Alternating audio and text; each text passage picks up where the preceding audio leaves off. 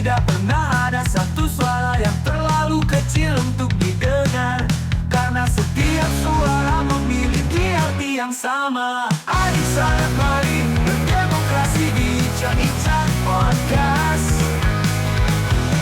Adik sanak mari berdemokrasi di Icak-Icak Podcast. Halo teman pemilih, kembali lagi di podcast KPU Kota Bengkulu, episode 15, Ruang Bincang, tempat kita mengulik berbagai sisi dunia kepemiluan dari narasumber-narasumber berkompeten dan berpengalaman di bidangnya. Nah teman pemilih, kali ini kita akan membahas isu yang sangat penting banget, krusial, yaitu tentang kiprah dan hak perempuan dalam demokrasi dan politik. Tentunya bersama bintang tamu yang keren banget hari ini. Beliau merupakan aktivis perempuan, koordinator kegiatan di Women Crisis Center atau WCC Cahaya Perempuan Bengkulu. Langsung aja kita sambut. Selamat siang Ibu, apa kabar? Alhamdulillah baik. Baik. Ya. Akhir-akhir ini apa Ibu kesibukannya kalau boleh tahu? Iya, saya sejak 2026 ya. 2026 memang bergerak di isu perempuan di Saya Perempuan Bengkulu. Dan sampai hari ini alhamdulillah tetap fokus di isu perempuan untuk memenuhi hak-hak perempuan, kemudian mengedukasi perempuan untuk berpartisipasi di dalam politik, kemudian di dalam demokrasi, termasuk hari ini memenuhi undangan KPU untuk Wah, bincang keren sekali ya, Bu. hak dan kiprah perempuan dalam demokrasi. Luar biasa, keren sekali ya Bu. Sebelum kita masuk topik yang lebih serius nih Bu, kalau boleh tahu apa yang melatar belakangi atau yang memotivasi Ibu untuk mengangkat dan peduli sama isu-isu perempuan ini Bu, terutama dalam demokrasi ya Bu? Iya, jadi kalau bicara tentang mengapa tertarik ya di isu perempuan, ini juga diinisiasi oleh teman-teman terdahulu tahun 1999 bahwa banyak terjadi kekerasan terhadap perempuan. Itu dilatar belakangi oleh relasi kuasa atau relasi gender yang tidak setara antara perempuan dan laki-laki. Maka di tingkat nasional dibentuklah sebuah komisi nasional Komnas Perempuan. Kemudian kami yang di daerah membentuk Women Crisis Center yang disebut dengan Saya Perempuan Bengkulu. Kalau secara pribadi saya juga melihat bahwa di lingkungan banyak sekali hak-hak perempuan yang belum terpenuhi, kemudian relasi kuasa atau relasi gendernya yang belum setara. Keterpanggilan itulah yang membuat saya lebih kepada bergerak di isu perempuan. Sampai sekarang dari 2026, kemudian di jeda 2028 sampai 2013 mengabdi kepada negara di KPU Kota. Setelah Mungkin ralat tadi ya Bu, kayaknya ya. Ibu salah sebut 2006 mungkin ya Bu, 2006 dan sampai 2008. Saya di KPU Kota 2008 sampai 2013. Oh iya. Kalau di gerakan perempuan 2006 sampai sekarang. 2006. Iya. Saya sempat salpok juga 2026. Ya, 2006. Nah, jadi gitu teman pemilih. Karena Indonesia itu termasuk masyarakatnya itu masih banyak sekali yang patriarki gitu ya Bu, apalagi di kelompok-kelompok marginal, masyarakat adat dan segala macam. Jadi perlu banget adanya Women Crisis Center ini. Seperti yang kita ketahui Bu, sejak 1945 which is kemerdekaan, hak dipilih dan dipilih perempuan itu sebenarnya udah dijamin, udah ada aturannya dan udah tertera. Tapi pertanyaannya Bu, apakah aturan itu udah benar-benar kita manfaatkan atau hanya sekedar formalitas aja Bu? Iya, kalau pertama pertanyaan Penti tadi bahwa tentang kesadaran perempuan itu sendiri ya.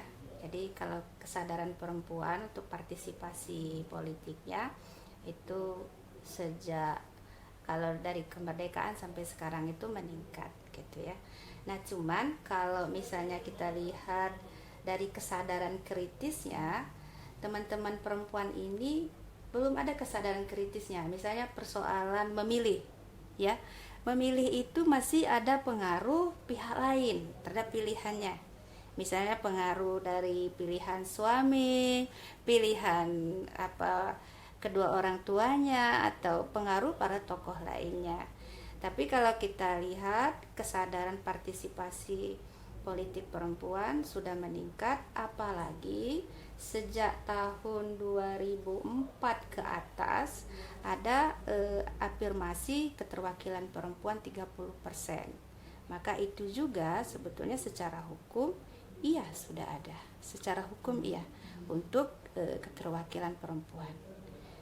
Jadi selain aturan, selain juga ada lembaga-lembaga yang memperjuangkan hak perempuan, tapi dari masyarakat perempuan itu sendiri harus punya kesadaran diri dan kemauan untuk memperjuangkan hak sendiri gitu ya, Bu. Harus proaktif juga. Nah, selanjutnya Bu, pertanyaan saya, apakah hak politik perempuan dan laki-laki dengan adanya aturan tersebut apakah sudah bisa dikatakan setara atau belum, Bu?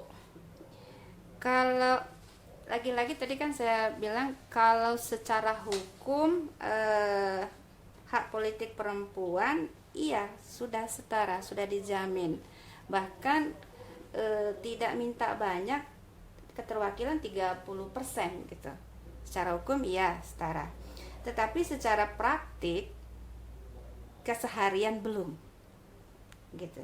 Jadi perempuan untuk mengakses, karena di kita Melayu Indonesia politik itu selalu diibaratkan misalnya partai politik, ya kan, kemudian duduk di jabatan politik, padahal setiap hari sebetulnya perempuan ini berpolitik. Kalau kami ada poster di kantor itu bahwa bahasa perempuan adalah bahasa politik kayak gitu. Jadi kalau pertanyaannya apakah sudah secara hukum, iya, tetapi secara praktik belum, karena perempuan kalau secara kepartaian masih terhambat di kestrukturan partai itu. Nah kemudian dalam pencalonan memang iya sudah ada kuota 30%. Itu baru di undang-undang pemilu legislatif. Tapi di undang-undang untuk pemilihan kepala daerah dan sampai ke kepala desa kan belum, gitu ya. Nah kemudian ruang kampanye juga punya hambatan juga teman-teman perempuan. Nah ini semua adalah melihat yang tadi saya sampaikan bahwa relasi gendernya yang belum setara antara perempuan dan laki-laki. Secara hukum iya hak politik perempuan sudah diakui dan setara, tapi secara praktek belum, hambatannya masih banyak. Begitu. Jadi begitu ya, Bu. Kalau secara regulasi itu sudah bagus, sudah setara, cuman implementasinya masih sulit untuk dicapai gitu ya, Bu. Nah, Bu, implikasinya apa kalau misalkan keterlibatan perempuan itu masih sangat rendah, Bu? Konsekuensinya untuk demokrasi kita? Iya. Kalau misalnya teman-teman lihat di daftar pemilih tetap, mungkin hampir separuh bahkan melebihi daftar pemilih itu adalah perempuan, gitu ya. Sehingga kalau misalnya konsekuensi mengabaikan keterlibatan perempuan, maka demokrasi itu pincang tanpa keterwakilan perempuan, gitu ya. Jadi suara-suara perempuan tidak terwakili. Jadi kebijakan-kebijakan publik yang untuk kelompok marginal dan rentan, ketika kita sebagai perempuan yang punya pengalaman dan kita menghadapinya dan menjalannya akan berbeda ketika yang perjuangkannya adalah laki-laki. Maka misal kebijakan yang berisiko itu yang bias gender, misalnya isu kesehatan reproduksi perempuan, kemudian perlindungan anak. Kan sekarang lagi santer perkawinan anak adalah kekerasan, masuk ranah kekerasan seksual, ya, gitu betul, ya. Bu. Terus kekerasan berbasis gender bisa terpinggirkan. Maka dia tadi pincang demokrasi kalau misalnya tidak melibatkan perempuan. Jadi keterwakilan perempuan di ranah politik itu sangat penting ya Bu. Yes. Karena banyak sekali isu-isu yang sebenarnya lebih efektif jika dihandle sama perempuan. Contohnya tadi ya Bu, kayak kekerasan seksual, isu-isu anak gitu ya Bu. Seperti yang Ibu bilang tadi, ada aturan kuota 30% caleg perempuan. Secara regulasi itu udah keren banget ya Bu, udah bagus. Tapi seperti yang Ibu bilang tadi belum efektif. Nah Bu, saya penasaran nih Bu, belum efektifnya itu sejauh mana Bu? Apakah seperti yang kita ketahui sudah banyak, sudah lumayan ada perwakilan perempuan, kayak negara kita pernah dipimpin sama perempuan, terus ada beberapa kepala desa itu perempuan. Kira-kira sejauh mana Bu sudah efektif atau benar-benar masih miris? Ya, kalau efektivitas aturan kuota 30% caleg perempuan, kita ini apakah peluang nyata atau formalitas saja untuk memenuhi aspirasi para aktivis yang meminta saat itu ya. Jadi sebetulnya kuota 30% itu adalah membuka pintu untuk keterwakilan perempuan. Nah, tapi kualitas pintu itu tergantung oleh partai politik. Jangan sampai pintu itu hanya dibuka untuk memenuhi syarat pencalonan. Gitu ya. Nah, kemudian di banyak kasus masih formalitas. Gak usah kita bahas lebih dalam lagi. Ya, kalau kita bahas lebih dalam lagi, teman-teman perempuan yang dilibatkan dalam keterwakilan itu nanti agak kacau juga kan, gitu. Jadi masih sebatas formalitas, karena kalau tidak memenuhi kuota 30% kan dikembalikan persyaratan itu. Kemudian nama perempuan hanya dipasang sekedar memenuhi aturan. Itu yang formalitas saya maksud tadi. Kemudian bukan dipersiapkan untuk menang. Kalaupun dia menang, mohon maaf, kalau baliho banyak kan siapa di belakangnya, fotonya siapa di belakangnya, foto siapa di sampingnya, kemudian di ujung namanya bisa jadi nama ayahnya, bisa jadi nama pasangannya. Itu yang dimaksud. Itu peluang bagi keterwakilan perempuan, tapi masih bersifat formalitas. Kami melihatnya seperti itu karena itu syarat. Kalau misalnya syarat itu tidak dipenuhi, dikembalikan. Kalau tidak dipenuhi lagi, diumumkan. Tapi kan tidak didiskualifikasi sebagai partai peserta di pemilu itu, hanya diumumkan saja. Setahu saya begitu di Undang-Undang Pemilu. Begitu, Fenty. Ya. Berarti dalam praktiknya masih sekedar formalitas aja begitu, Bu. Kami melihatnya seperti itu. Mudah-mudahan ke depan berbenah. Amin. Gitu ya. Semoga ya Bu. Ya, kami kan memantau di lapangan gitu. Tugas-tugas NGO kan seperti itu. Iya. Fenty juga lihat sih Bu beberapa baliho kalau misalkan ada perempuan yang terjun ke politik, baliho kampanye atau apa, ada nama ayahnya, ada namanya suaminya, partainya, kolega-kolega partainya. Iya. Secara tidak langsung itu artinya perempuan itu belum bisa berdiri sendiri gitu ya Bu.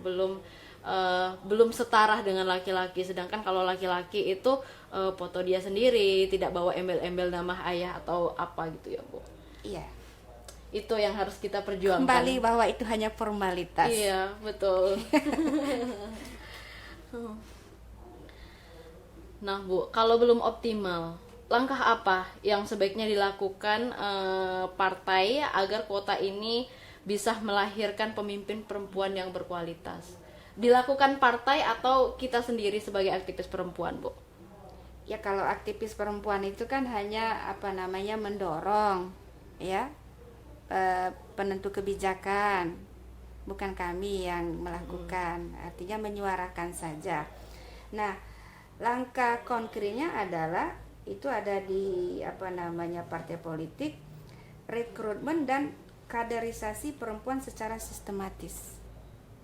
Bukan hanya pas mau pemilu, nih dilihat nih Penti kayaknya potensial banget deh, gitu, misalnya gitu ya, langsung dicomot, tahu bapaknya siapa gitu kan, nanti baleho lu dipasang sebelahan dengan foto betul, bapak lu gitu kan, kira-kira begitu.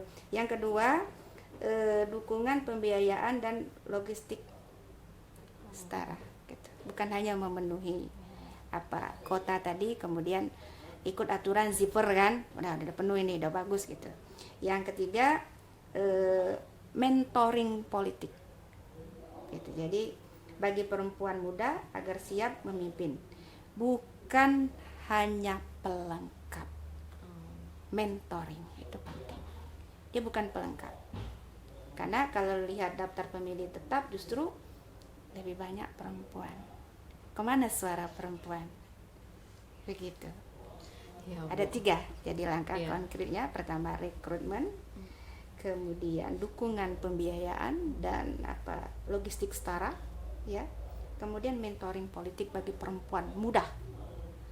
Kan ini kan banyak anak muda kabarnya ya, bonus demografi ini kalau tidak dikelola secara baik, maka dia akan liar, akan jadi persoalan. Intinya perempuan dan laki-laki itu harus mendapatkan kesempatan yang setara, baik Yes. logistik, dukungan, kesempatan gitu ya, Bu. Harus setara semuanya. Dan mentoring. Iya, dan mentoring itu Iya. harus terbuka untuk seluruh perempuan. Yes. Kalau ngomongin politik, beberapa sih sudah ada ya, Bu, muncul pemimpin-pemimpin perempuan yang mengangkat isu-isu kekerasan seksual atau yang lain yang dekat sekali dengan perempuan. Kira-kira ada nggak, Bu, contoh perwakilan perempuan yang benar-benar mengangkat isu perempuan gitu, Bu? Banyak. Misal tahun 2004 lahirnya Undang-Undang Penghapusan Kekerasan dalam Rumah Tangga. Lahir dari pengalaman perempuan. Muncul itu. Undang-Undang PKDRT. Dianggap dulu rumah tangga adalah ruang privat. Hanya saya dan kamu gitu. Jadi saya suami, misalnya Anda istri. Tidak boleh dicampur. Mau mati lah di situ kan. Nah, muncul undang-undang penghapusan kekerasan dalam rumah tangga. Terus terakhir, undang-undang penghapusan tindak kekerasan seksual. Sampai ada satgas-satgas. Kabarnya udah sampai ke sekretariat KPU juga ya. Sudah ada, Bu. Yes. Iya, di provinsi sekali kemarin baru launching. Sudah Itu ada salah satu pelatihannya juga. contohnya, Iya. inisiasi para legislator dan diusulkan oleh para aktivis. Kemudian undang-undang perlindungan anak. Selanjutnya adalah revisi undang-undang perkawinan.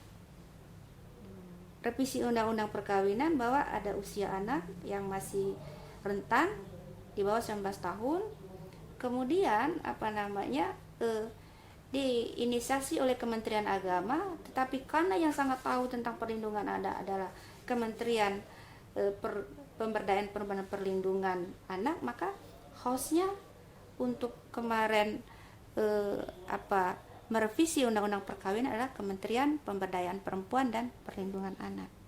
Setelah itu dianggap bahwa perkawinan anak adalah tindak kekerasan seksual terhadap anak perempuan ya, maka didukung oleh undang-undang TPKS.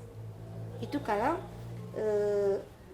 bukti nyatanya juga inisiatif soal perlindungan pekerja migran. Sampai ke sedetail itu ya, Bu. Yes. Itu waktu bulan Mei 2024 Musyawarah Nasional Perempuan 9 agenda. Salah satunya tentang pekerja migran. Yang konon katanya yang banyak mengalami tindak kekerasan adalah pekerja migran yang berjenis kelamin perempuan. Gitu. Luar biasa ya Bu. Secara produk hukum, regulasi itu sebenarnya sudah cukup ya Bu.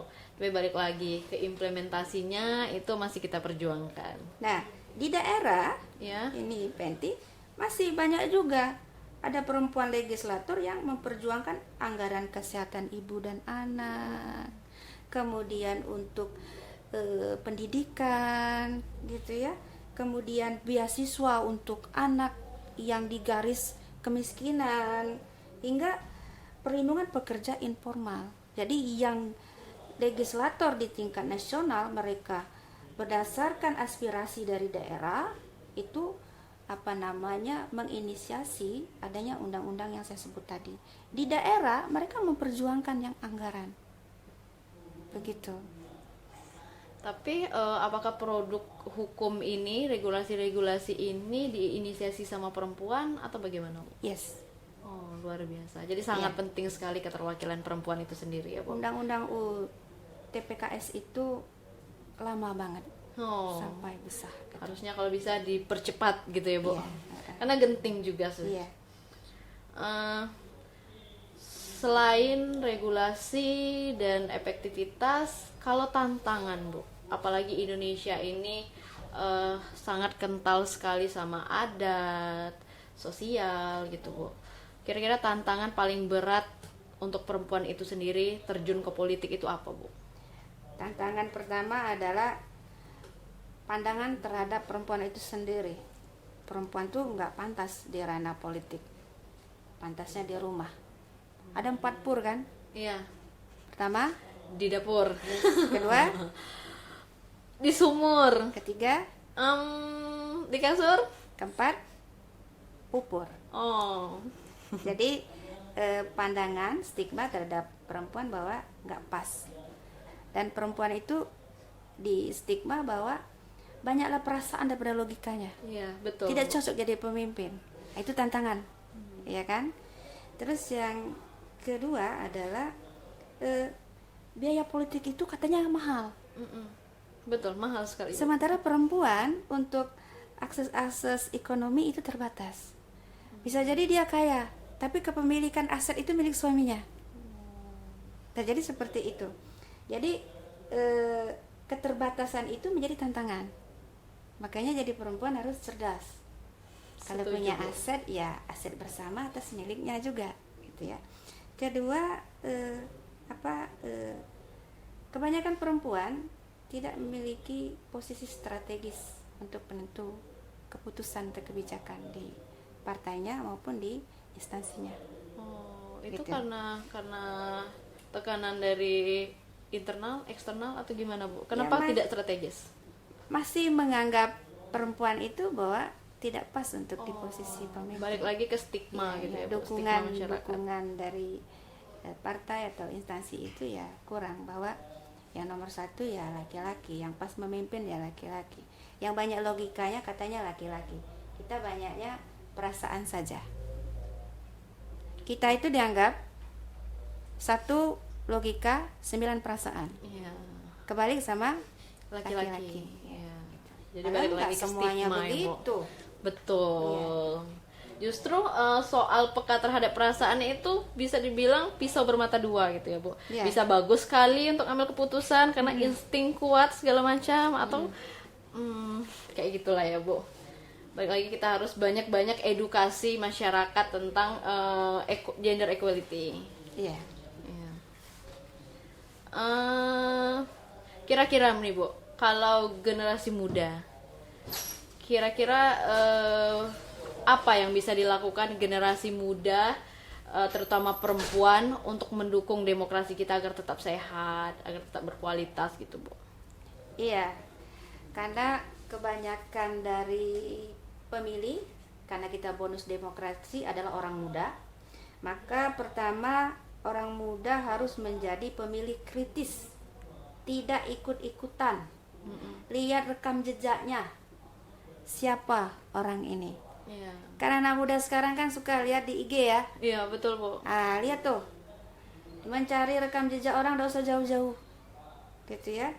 Jadi dinilai, dilihat rekam jejaknya siapa dia. Yang kedua, menggunakan ruang digital itu sebagai ruang publik untuk mendorong atau mengadvokasi. Yang ketiga, orang muda harus berani masuk ke politik lokal. Misal, bukan serta-merta tiba-tiba orang muda menjadi anggota partai politik. Nanti setelah Bu Juni menjadi narasumber ini, semua mau jadi partai politik, Betul. anggota partai politik. Tetapi misal bagi yang masih mahasiswa, ikut organisasi kemahasiswaan, ya. Bagi yang di luar sekolah, banyak organisasi lainnya, Karang Taruna, Risma, apalah banyak toh. Ya. Masuk di situ. Itu adalah ruang-ruang politik bagi orang muda. Atau itu adalah jalur bagi orang muda untuk melatih kepemimpinan, rasa kolektifnya.